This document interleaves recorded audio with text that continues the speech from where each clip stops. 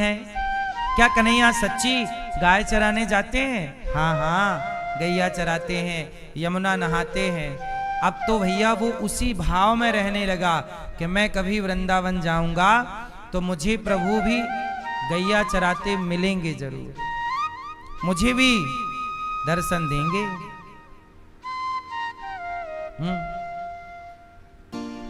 अब चित्र भी गायब पर मन में बड़ी लगन है। उसने मजदूरी की, भाई साहब काम करूंगा मैं आपके यहाँ। काम किया और काम आम करके ना उसने कुछ पैसे इकट्ठे किए, और जब पैसे इकट्ठे हो गए तो उसकी बेटी का विवाह हो चुका था। वो भी गृहस्थ भक्त था, माँ की सेवा करता, पिता की सेवा करता। बेटा बेटी अब हो गए थे सेट।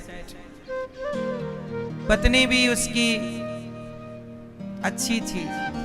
अपनी पत्नी से बोला कि सुनो, मेरा मन है कि मैं वृंदावन जाऊं, एक बार प्रभु से मिल आऊं, कहो तो तुमको भी ले चलो, तुम भी चलो। पत्नी बोली चलो मैं भी चलती हूं। पर उसने जेब में हाथ डाला, बोले पैसे तो इतने ही हैं, दोनों की टिकट हो नहीं सकती, दोनों का खर्चा हो नहीं सकता। पत्नी बोली अच्छा ऐसा करो आप चले जाओ, मैं अगली बार चलूं। अच्छा ठीक। आज वो बड़ी खुशी से उस स्टेशन में पहुंचा, टिकट कटाई मथुरा की, रेल आई, ट्रेन आई, ट्रेन में बैठा, जर्नल डिब्बे पे ही बैठा और बड़े प्रेम से बहुत खुश है, मैं वृंदावन जा रहा हूं, मैं वृंदावन जा रहा हूं, प्रभु से मिलूंगा, दर्शन करूंगा, बहुत खुश है। मथुरा उतरा, ऑटो वाले से कहा वृंदावन जाना है, ऑटो वाले ने छोड़ दिया वृंदावन। अब वृंदावन आ गया। जब वृंदावन आया तो देखा कि गलियों में नाले का पानी बह रहा है, किसी गली में। अरे बोलिए वृंदावन तो बड़ा गंदा सा है। कल्पना उसकी अलग थी, कल्पना उसकी, आप कल्पना अलग करते हैं और कई बार रियल में कुछ और होता है। अब आया तो पानी आनी वर्षा होगा तो नाला ओवर बह रहा गली सड़क में। अरे ये तो वृंदावन में नाला बह रहा। देखा तो बड़ा गंदा, चारों तरफ गंदगी फैली। बोला ये कैसा वृंदावन। अब वो बेचारा बोला चलो आ गए, अब खाए कहाँ, रहे कहाँ। कहीं भी जाए तो लोग कहें चल चल यहां से बाहर। कहाँ उसे खाने को मिले, खाने को भी उसे कहीं मिला नहीं, कहीं उसे जगह रहने को भी नहीं मिली। जब कहीं कुछ नहीं मिला तो वो यमुना जी चला गया। कहीं किसी भक्त ने उसे प्रसाद दिया, पेट भर उसने खाया और यमुना जी के किनारे जाकर यमुना जी में नहाया। और जैसे ही वो नहाने गया, वो नहा रहा था कि उसका झोला कोई चोर लेके भाग गया। उसका झोला चोर लेके भाग गया। अब उसके जो कपड़े थे, अच्छा कपड़े उतार के नहा रहा था, एक दुपट्टा लपेट रखा था और दुपट्टा लपेट कर पूरे कपड़े उतारा, पूरे कपड़े सहित उसका झोला कोई चोरी करके ले गया। एक कपड़ा बचा और कपड़ा भी उसने जल्दी जल्दी में लपेटा तो यमुना जी में उसका लपेटा हुआ कपड़ा भी बह गया। अब वो हो गया बिल्कुल नंगा। अब उसने कहा वाह यमुना मैया, आप हमें यहाँ ये इसलिए बुलाई थी कि बिल्कुल हमें निर्वस्त्र कर दोगे। झोला भी चला गया, क्या क्या तुम्हारे लिए सपने सजाए और तुमने तो यहाँ बिल्कुल नंगा ही कर दिया। कि तभी ना एक कपड़ा बहता हुआ उसकी तरफ आया। यमुना जी ने अच्छा अच्छा ये आ गया, अच्छा ये आप चाहती हो मैं ये पहनूं। वो नया कपड़ा था, लगता कफन का टुकड़ा कोई जलाया होगा तो फेंक दिया होगा। उसने कहा ये कफन लग रहा है, चलो कोई बात नहीं। उसने लपेट लिया और बाहर आया। बड़ा थका हुआ था, खाने को मिल ही गया, नहा भी लिया। पेड़ था, पेड़ के किनारे थका हुआ, कहीं और जगह तो मिली नहीं, सो गया। और जब सोया तो देखता क्या है कि ऊपर शाम का टाइम हो गया, आकाश बिल्कुल खुला हुआ, पवित्र, कोई बादल नहीं, नीला गगन, नीला आकाश, आसमान। ऊपर देखता क्या है कि ऊपर बांसुरी की ध्वनि उसके कान में गई। बांसुरी बजी, और जब बांसुरी बजी तो उसने देखा कहां से आवाज आई। देखा तो आकाश में बड़े सुंदर श्याम सुंदर खड़े हैं, साथ में सखियां हैं, राधा रानी, ललिता, विशाखा, चंपकलता। भगवान रास लीला रचा रहे थे। अब ये भी वहां वो पहुंच गया, और जब इसने भी अपने को ऊपर उठाया, अब इसने, आप ये समझिए कि ये आकाश में एक स्वप्न के द्वारा इसे ऐसा लगा कि मैं भी ऊपर जा रहा हूं, और ये ऊपर आकाश में खड़ा होकर भगवान को देख रहा है। और भगवान की लीला क्या चल रही थी। श्याम सुंदर बोले राधा रानी से कि सुनो, एक शर्त लगाओ। क्या शर्त लगाओ? बोले राधा, श्याम सुंदर बोले राधा रानी से कि सुनो राधा, तुम्हें नाचना है, पर ऐसे नृत्य करना है कि जो तुमने कपड़े पहने हैं और जो तुमने गले में आभूषण पहने हैं, कोई भी आभूषण हिलना नहीं चाहिए और कोई भी वस्त्र हिलना नहीं चाहिए, और तुम्हें नृत्य करना है। चलो नृत्य करो, यदि तुम जीत गई तो इनाम मिलेगा। ठीक है, राधा रानी बोली तो देखो। अब श्याम सुंदर खड़े, राधा रानी से कहा कि नाचना है पर हार नहीं हिलना चाहिए, आभूषण और वस्त्र। अब राधा रानी ने ऐसे नृत्य किया कि सचमुच कुछ शरीर के आभूषण और वस्त्र हिला ही नहीं। अब सखियां ताली बजाई, हाँ राधा रानी जीत गई, राधा रानी जीत गई, कन्हैया राधा रानी जीत गई, हाँ जीत गई। अब राधा रानी बोली कन्हैया आप जैसा हम कहती हैं वैसा करो। हाँ हाँ बताओ क्या करना है। अब आपको नाचना है, पर ऐसे नाचना है कि आपके कानों के कुंडल हिलने नहीं चाहिए, आपके माथे पे लगा मोर पंख हिलना नहीं चाहिए। अब नाचो। और जैसी राधा रानी ने कहा अब नाचो, तो भगवान श्री कृष्ण अपना सामान लिए और भागने लग गए। और भाग रहे हैं कन्हैया। राधा रानी बोली अरे ललिता पकड़, ललिता पकड़ कन्हैया को। अब ललिता पीछे दौड़ी, और फिर तुंग विद्या तुम भी, सुदेवी तुम भी, और राधा रानी भी दौड़ी। और कन्हैया ये चीटिंग है, ये हारना नहीं है, तुम्हें भी हमने तुम्हारे लिए नृत्य किया, तुम भी हमारे लिए करो। अब आगे आगे कन्हैया भाग रहे, पीछे पीछे गोपियां भाग रही, और इस दृश्य को वह आदमी जो रेल से आया था वह टुकुर टुकुर देख रहा है। वाह प्रभु, आपकी ये लीला है। कभी आप भाग जाते हो, कभी आप खेलने लग जाते हो। पूरे आकाश में एक कृष्ण और हजारों लाखों सखियां नजर आईं। हर सखी कृष्ण की एक झलक चाहती है, कृष्ण का एक दर्शन चाहती है। कि जब सारी सखियां भगवान की छवि को देखने के लिए, अच्छा एक कृष्ण को 10 सखियों ने घेर लिया तो 10 को तो दर्शन होगा। अब एक कन्हैया बीच में है, गोला बना लिया, तो 10 लोगों ने गोला बनाया तो 10 को तो दर्शन होगा। लेकिन जो गोले से दूर है, पीछे है, वो कन्हैया को देख नहीं पाएगी। तो वो सखियां जो प्रभु को नहीं देख पाई वो सारी रोने लग गईं। और जब रोने लग गईं कि प्रभु हमने क्या बिगाड़ा है, क्या हमें दर्शन नहीं दोगे, क्या हम पर करुणा नहीं करोगे, क्या हम पर कृपा नहीं करोगे, तो जब भगवान के लिए सारी सखियां दर्शन के लिए रोईं, है ना। इति गोप्यः प्रगायन्त्यः प्रलपन्त्यश्च चित्रधा रुरुदु सुस्वरम राजन कृष्ण दर्शन लालसाह।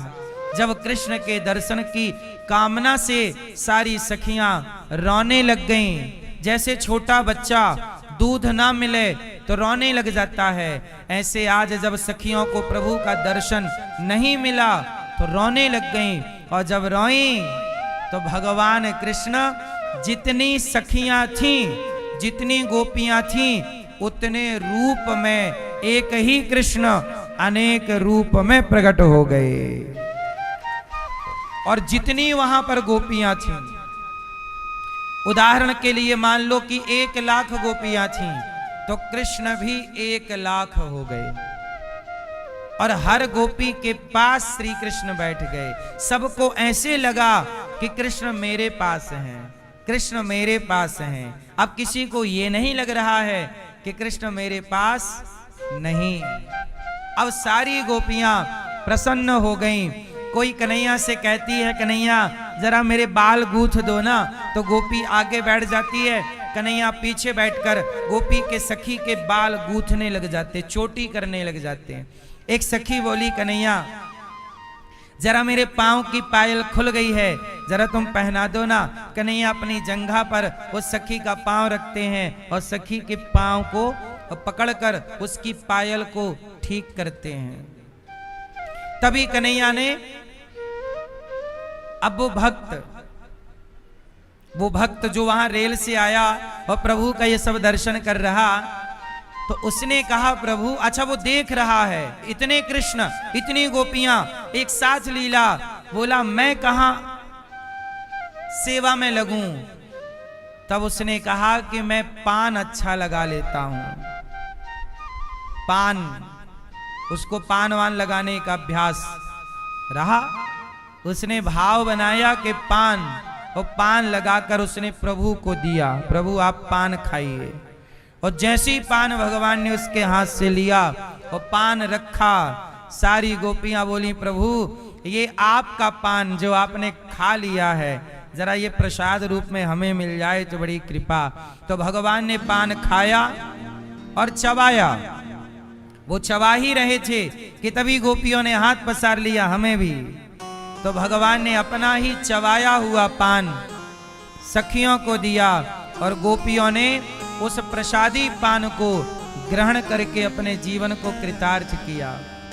अब यहाँ पर राजा परीक्षित जी ने सुखदेव भगवान से सवाल किया कि गुरुदेव ये बताइए कि ये जो गोपियां हैं जो भगवान के संग कभी भगवान से कह रही हैं पायल ठीक कर दो, कभी हमारी चोटी बांध दो, कभी अपना पान हमें दे दो, ये गोपियां हैं कौन? ये कौन है जो प्रभु के संग ये लीला में सम्मिलित हैं? तब सुखदेव भगवान ने परीक्षित जी से कहा कि ये गोपियां जब राम जी 14 साल के लिए वनवास गए, तो उन वनवास के दौरान क्या हुआ कि राम जी जंगल में गए तो तमाम साधु संत जंगल में राम की प्रभु की प्राप्ति के लिए घोर तपस्या कर रहे थे। कोई 500 साल से बैठा, कोई 100 साल से, कोई 50 साल से, कोई हजारों वर्ष से ऋषि मुनि तपस्या कर रहे, और सबकी एक ही इच्छा है कि प्रभु आपके चरण कुटिया पर पड़ जाएं, आप आएं और हमें दर्शन देकर कृतार्थ करें। पर राम सबके पास तो जा नहीं पाएंगे, सबके पास जाना संभव नहीं है। तो जब प्रभु सबके पास नहीं जा सके तो सभी संतों ने कहा, उन भक्तों ने कहा कि प्रभु हम आपका दरस परस कैसे करें? तब भगवान बोले सभी संतों से कि देखो संत जी, देखो भक्तों, इस जन्म में मैं मर्यादा पुरुषोत्तम हूँ, अगले जन्म में लीला पुरुषोत्तम बनकर आऊंगा। तुम सब गोपी बनकर आना, आपकी तपस्या सफल हो गई। गोपी बनकर आना, मैं कृष्ण बनकर। राम जी बोले मैं कृष्ण बनकर आऊंगा, आप गोपी बनकर आना, और आपके इस जन्म की इच्छाओं को अगले जन्म हम पूरा करेंगे। और इच्छाएं क्या थी? मिलना, गले लगाना। कोई गोपी भगवान कृष्ण को अपने गले से लगाती है, कोई गोपी भगवान को। वो गोपी कौन है? वो जन्म जन्म के त्यागी तपस्वी संत हैं। गौ मतलब इंद्रियां, पी मतलब पीना, जिन्होंने अपने भीतर की वासनाओं को, इच्छाओं को समाप्त कर दिया, इनका नाम है गोपी। इन सभी गोपियों ने, इन सभी संतों ने तपस्या की और आज गोपियों के रूप में प्रकट हुए। तब वह रेल से आया हुआ व्यक्ति ने भगवान के चरणों में प्रणाम करते हुए कहा कि प्रभु, ये आपकी गोपियों ने तो हजारों साल तपस्या की, तब जाके आपकी रास लीला में इनको स्थान मिला, पर मैं अधम, मैं पापी, मैंने तो कोई पुण्य नहीं किया, फिर आपकी इस लीला में आपने मुझे क्यों सम्मिलित किया, मुझे दर्शन क्यों दिया? तब भगवान बोले उस भक्त से कि भैया, तुमने मेरे से इस जन्म में ही इतना प्रेम कर लिया कि जो संत तपस्या करके 100 साल में पुण्य इकट्ठा करते हैं, वो तुमने मेरे प्रेम में मुझसे प्रेम करके और वृंदावन के लिए तड़प कर वो रेलवे स्टेशन में जो तुमने चित्र देखा और उस चित्र के प्रति जो तुम वृंदावन के प्रति आकर्षित हुए और जो तुमने मेरे से प्रेम किया, वो प्रेम तुम्हारे हजारों साल की तपस्या के बराबर है। इसलिए उस प्रेम के बल पर मैंने तुम्हें अपनी दिव्य रास लीला का दर्शन कराया। इसका मतलब ये हुआ कि वृंदावन का इन आंखों से दर्शन करोगे तो वृंदावन भी सामान्य ही नजर आएगा, परंतु जब वो प्रेम के चक्षुओं से, प्रेम की नजरों से धाम का दर्शन हो तो कुछ आपको अलग ही अनुभूति होगी जरूर। ऐसा नहीं है कि अनुभूतियां पहले हुआ करती थीं, नहीं, आज भी होती हैं। आज भी भगवान यहाँ पर दिव्य लीलाएं करते हैं। इन लीलाओं का कोई अनुभव कर लेता है, कोई दर्शन कर लेता है, क्योंकि करोड़ों, हजारों, लाखों लोग रोज आते हैं, पर इन हजारों लाखों में प्रभु जिनको अपना पात्र समझते होंगे, उन्हें अपनी दिव्यता का दर्शन कराते हैं। आज भी ये सब चीजें हैं, कोई कहीं गई नहीं है। अब वो व्यक्ति भगवान के दर्शन करके और फिर वह अंत में भगवान के श्री चरणों में ही समा गया, फिर वो अब किसी और काम का नहीं। सच बताएं, जो एक बार भगवान को पा लेता है, ईश्वर को जो प्राप्त कर लेगा, फिर वो संसार के काम का रह नहीं जाएगा। क्या करेगा इस संसार में? क्या करेगा बताओ? क्या कहेगा, किससे कहेगा? इसलिए इस दिव्य लीला को कहते हैं रास लीला। ये कौन सी लीला है? जितनी गोपियां उतने कृष्ण, यही है रास, दिव्य लीला। भगवान ने सारी गोपियों को बुलाया, कहा कि अपने अपने घर जाओ। गोपियों ने कहा प्रभु आपको छोड़कर हम कहां जाएं। रोती हुई आई तारा कि आपने मेरे पति को मार दिया। तब भगवान बोले तारा तुम क्यों रोती हो? जीव नित्य के ही लगी तुम रोबा। क्यों रो रही हो? तुम्हारा पति, ये रहा तुम्हारा पति पड़ा हुआ है।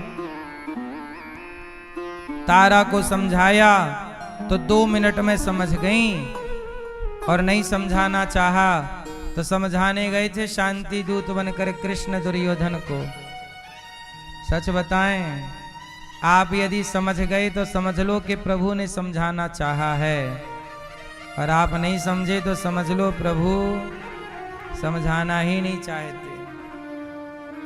एक बात बताएं, बहुत गहरी है, पर क्या है, कुछ शास्त्रों की, ज्ञान की बातें ऐसी हैं जिनको हम आपको बता तो दें, पर पता नहीं आप उस बात को सुनने समझने के पात्र हैं या नहीं। क्योंकि यदि हमने कुपात्र को ज्ञान दिया, उसको लायक तो है नहीं उस ज्ञान के, लेकिन यदि वो बात बताई तो कहीं वो उस बात का मिसयूज ना कर ले। हमारे सनातन में इसलिए कहा है कि जैसे परमाणु बम सब नहीं बना सकते, उसका नॉलेज ज्ञान सबको नहीं होना चाहिए, क्योंकि होगा तो वो मिसयूज कर सकते हैं। बोलो हाँ। आपको बम बनाना आता है? बम,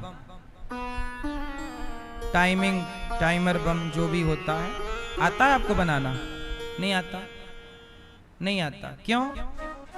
क्योंकि बम बनाने का ये जो ज्ञान है, इस ज्ञान के अधिकारी सब नहीं है, क्योंकि सब बम बनाने लग जाएंगे तब तो हो गया कल्याण।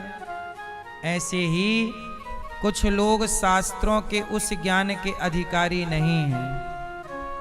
कहो तो मैं आपको वो ज्ञान बताऊं, आप अधिकारी हों तो हाथ उठा लो कि उस ज्ञान का मिसयूज नहीं करोगे।